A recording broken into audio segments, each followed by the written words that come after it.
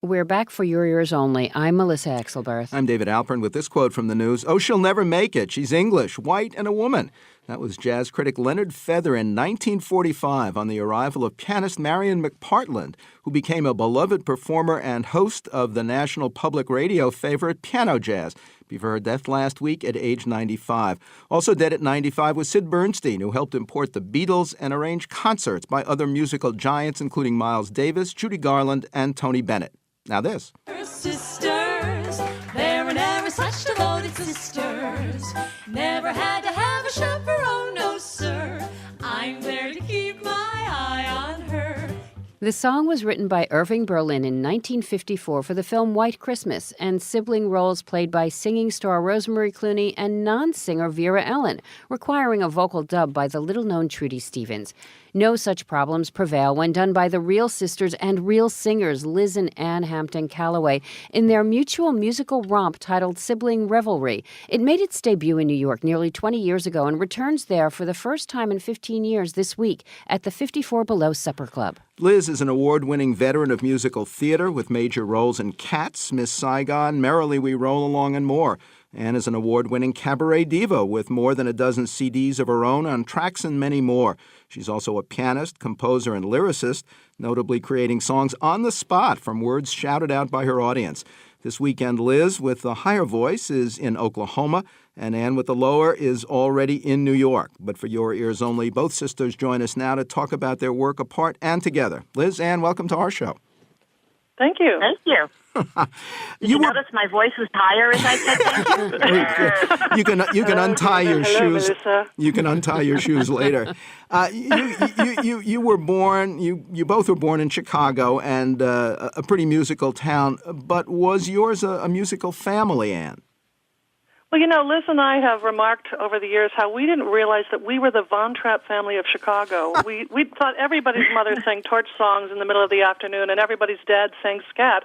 And as it turned out, we were pretty lucky and unique in our circle to have such creative and expressive parents, and it was a wonderful childhood to have that kind of inspiration. Staying with Ann, when and how did you as a youngster start making music?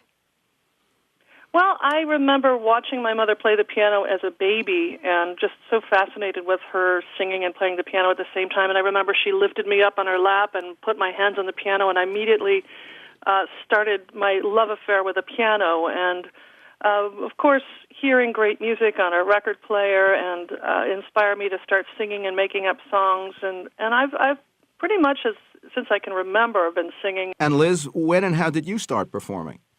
Not the way Ann did. Actually, I was the shy one. I heard all this music in my house, and I was so timid about singing in front of anyone. I would wait till everyone would leave the house, and then I would sing. I knew I had a voice, but I was painfully shy. So being a closet singer, I probably didn't really start performing until maybe in high school. But even then, it was very, very difficult for me. It's a little easier now, thank goodness. Liz, I've heard that you two never sang together in Chicago, which suggests maybe a little rivalry before the revelry. Was there some of that? Sure. I think it's natural. I think natural for sisters or brothers to have some rivalry. For me, Ann was so, the overachieving, big sister that it was kind of hard to follow in her footsteps. And it wasn't really until Ann left for college that, we realized, and I visited her, we realized how close we were. And then we moved to New York together. I was 18 and she was 21, and we've been best friends ever since. And I gather that the idea of you doing a show together began with a former guest on this show, Donald Smith, who also created the Mabel Mercer Foundation and annual cabaret conventions to keep the old popular songs alive. Tell us how he worked with you two.